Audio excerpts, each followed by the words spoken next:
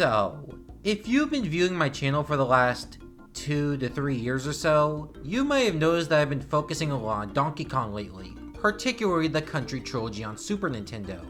I know I'm already kind of blowing my load early given the Donkey Kong Country 3 review isn't even out yet, but I got a lot of plans for the Donkey Kong series on my channel. It's kind of become the first mainstay series on the channel, and I'm very happy to expand on it further.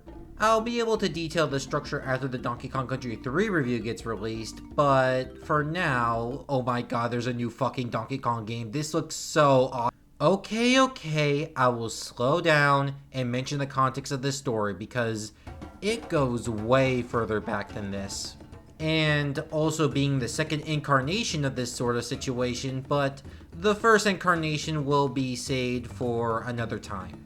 For now though, I'll just tell the story from when Donkey Kong got revived, to his death, and then getting revived again. Let's start in 2017, when the Nintendo Switch was finally starting to release. In the Donkey Kong fanbase in particular, there have been two patterns that have been noticed. One, Nintendo's been porting a lot of their Wii U games to Switch, which Donkey Kong's Wii U installment did make it onto the Switch, so that's nice.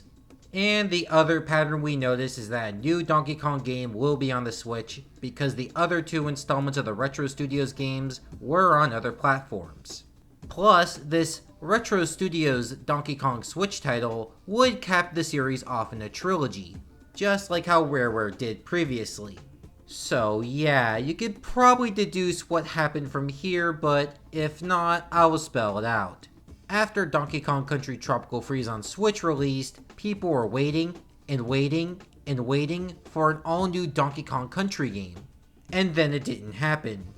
Donkey Kong was kinda back to his GameCube days where he was an ancillary part of the Mario cast, but it didn't affect him too much because a lot of Donkey Kong games did come out during the 6th generation, plus the GameCube failed, so it didn't really affect Donkey Kong too much. With the Switch on the other hand, oh boy, it was a bit of a different story. Not only did people view the Nintendo Switch as what Nintendo is now, which means Donkey Kong's out of the public eye again, but those who do care about Donkey Kong, so Super Nintendo kids and Wii U kids, just had nothing to chew on for the most part. I mean, the tippy end of the Switch generation did give us Donkey Kong Country Returns HD, thus reuniting the retro duology, but that port is its own mess, and I'll need to tackle that once the Returns review comes out. The other thing that added a bit of salt to the wound was the rumors of a 3D Donkey Kong game for the Nintendo Switch. It was gonna be separate to the Donkey Kong Country series, like what Donkey Kong 64 previously was, and was gonna take a 3D Mario-esque structure like what Donkey Kong 64 did with Banjo-Kazooie.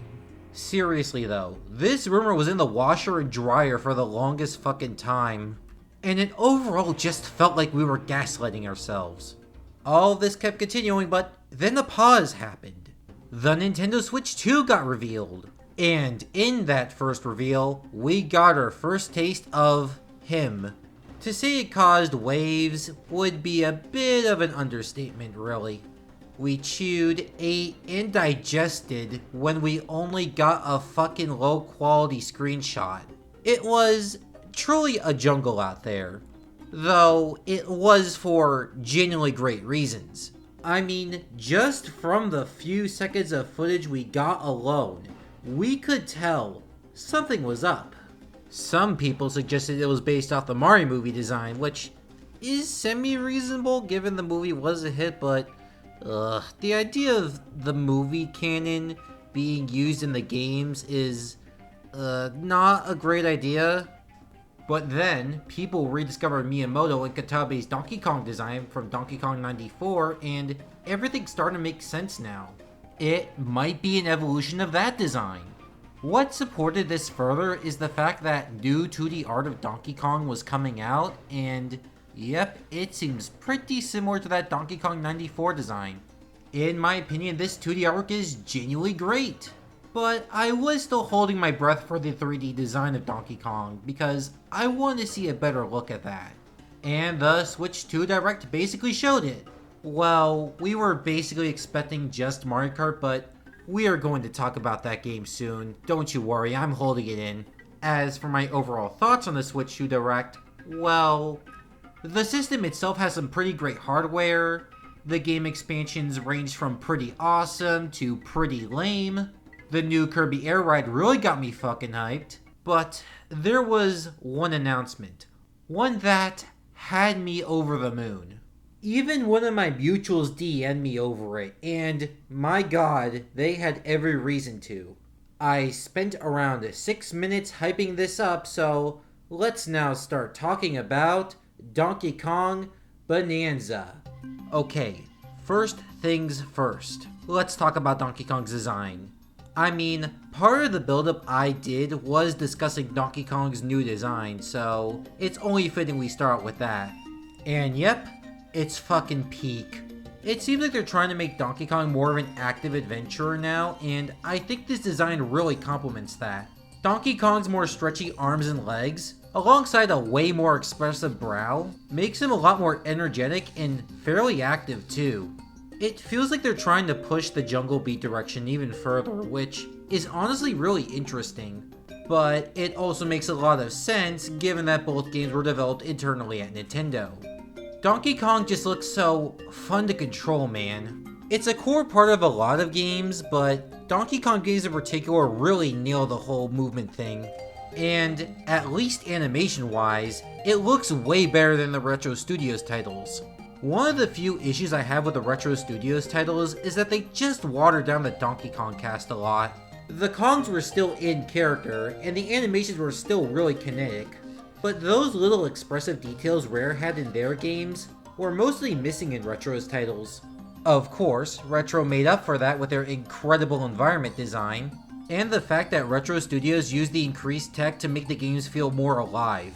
Still though, the fact that I'm able to have both expressive as hell characters with great personalities and fun environments to roam around in makes me so excited for this game just from the visuals alone. Though there is also something else that they added specifically for this game. They give Donkey Kong suspenders. Really interesting, honestly. Though, the suspenders detail did make me think of another character, which was also helped by the gameplay footage. Yeah, Donkey Kong's new design reminds me a lot of Anton from Anton Blast of all things. And I mean, specifically Anton 2. Wario and Peppino were both strong too, but they were strong in the carrying people way. Here, Donkey Kong's literally destroying the entire environment, just like how Anton does in Anton Blast. Honestly though, the fact that this game is able to remind me of one of my favorite games of all time is genuinely giving me massive hope for this game being awesome.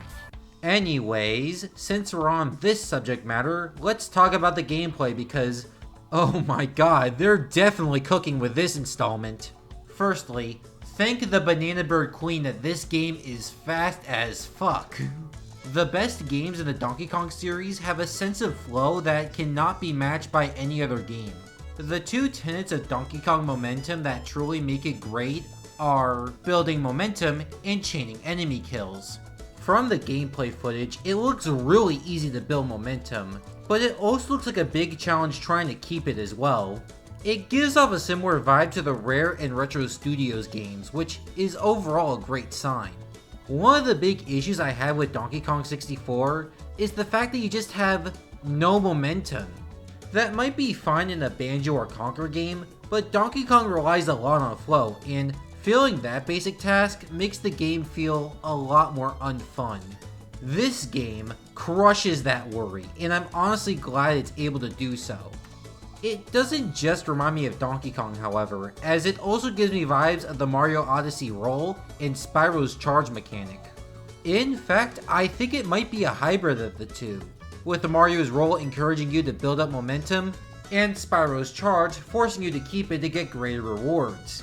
So yeah, this is overall an amazing adaptation of Donkey Kong's roll from the Country series.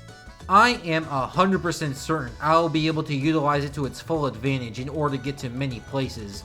Speaking of mechanics that I'll definitely take advantage of, we also have the fact that Donkey Kong is able to climb walls. This isn't some set piece either, it looks to be something you could do to any part of the terrain. It also looks to be a more advanced version of the ledge grab too, based on the fact that we're able to see Donkey Kong climbing short rocks.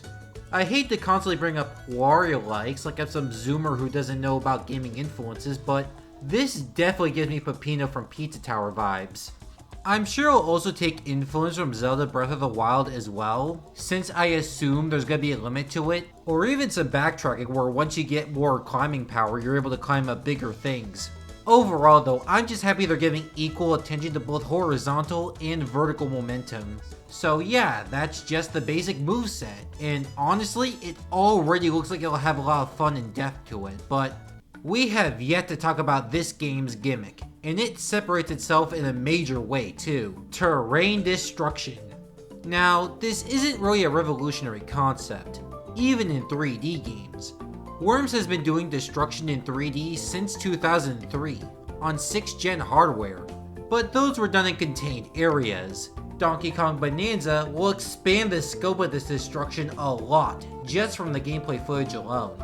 I mean, you're not only able to dig through the ground, but also take it and destroy everything. Or, according to the Nintendo website, you can ride on the ground, which, oh my god, that just seems so fun. That's all I have to say really, since this trailer doesn't really focus on it that much.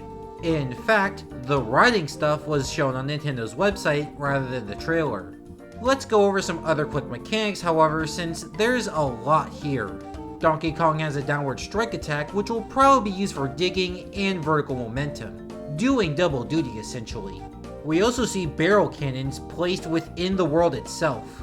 This is a pretty big evolution for barrel cannons, since the last time we saw it in Donkey Kong 64, it was just one of many throwaway minigames, so it getting proper focus is genuinely cool.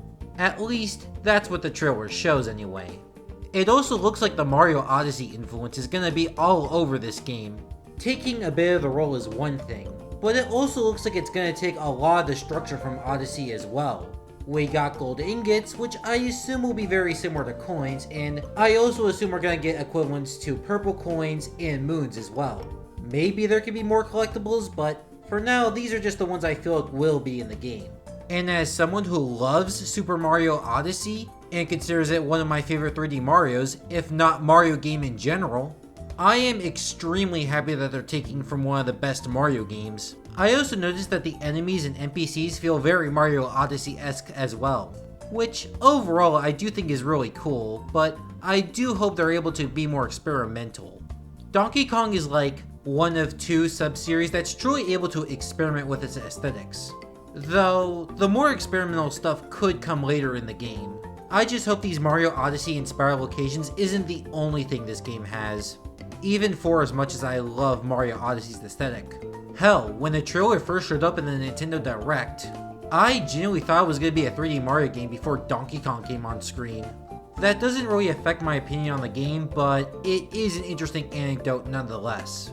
Though, this talk of the environments does transition me over to the lore of the game, which is something we don't really know much about, but the tidbits we do know about look really cool. I already mentioned my opinion on the NPCs, which, again, I do think they're pretty cool even if they are derivative, but there's some other characters in this game that we have to mention. Firstly, we got Donkey Kong's rock partner. Okay, he's there. We don't really know much about him. I assume he'll play a bigger role in the story, but for now, we really don't know much about him. The more notable characters are the villains of this game.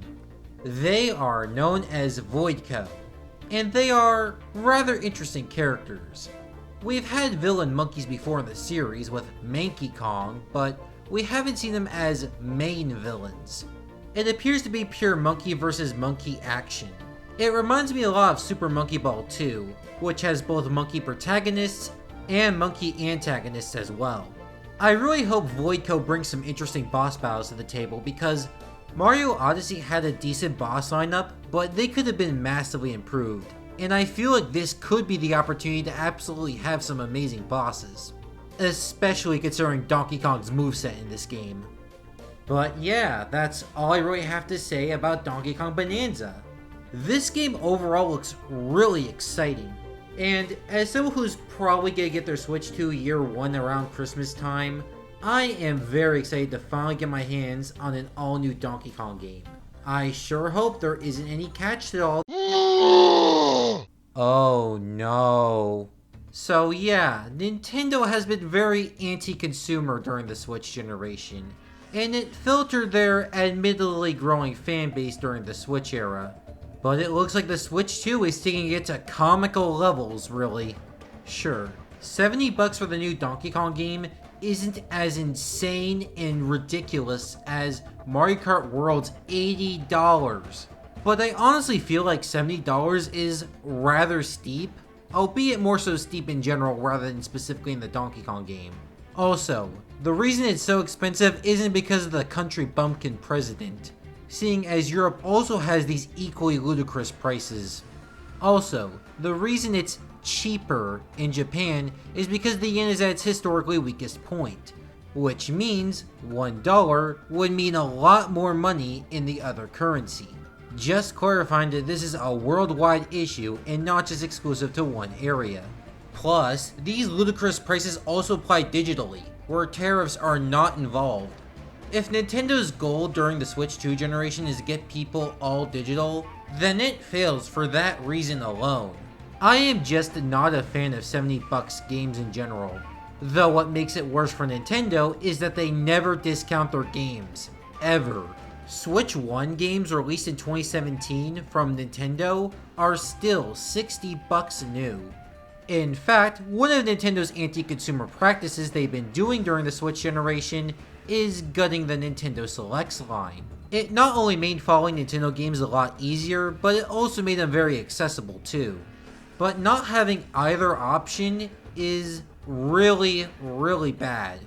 I honestly hope the price controversy grows in my opinion, because otherwise it would set a horrible standard for Nintendo. And games that look exciting like this would be a lot harder to recommend because you'd have to drop a fat stack of cash in order to get them. So yeah, I do hope this controversy causes a low adoption rate of the Switch 2, so Nintendo can finally reduce the price of their games back to the $60 standard that they should be. Okay, I'm sorry for generally going all out on this, but this is such a major catch with this game, and I honestly really do hope it gets undone. Ugh, it really does put a damper on the hype, really. But yeah, to end things off, I'll just say that Donkey Kong Bonanza genuinely looks really fun. And I honestly hope we learn more info on the game soon, because this could be a top favorite Donkey Kong game. I genuinely hope this does turn out to be a great game, honestly. Though, there is one more thing I want to mention before I get going. How will this game fit into the Donkey Kong Marathon? Well, I'll just say one thing off the bat. I'm not reviewing this game at launch. Launch hype, controversies, and all that stuff just muddles a game like this. And seeing as I like to add a narrative and a bit of a retrospective touch to my reviews, I think it would benefit waiting until the end of the marathon in order to do it. Also, seeing the connection to this game and Jungle Beat, I definitely want to review that game first before getting to this. So yeah, Donkey Kong Bonanza will be the very last game in the Donkey Kong Marathon, at least for now. Who knows, maybe we'll be getting a lot more Donkey Kong games from where this game came from. As for the future of the Donkey Kong Marathon, I have some interesting plans, but they'll come after the Donkey Kong Country 3 review. I just want to make this quick, well, somewhat quick, video talking about the latest Donkey Kong game because when else am I going to talk about it? Also, it's a good archive of my first impressions, so that's really cool. Anyways, this is Spacey, and next video will be out in a bit, don't worry. Also watch my Donkey Kong videos while you're here. Okay, bye!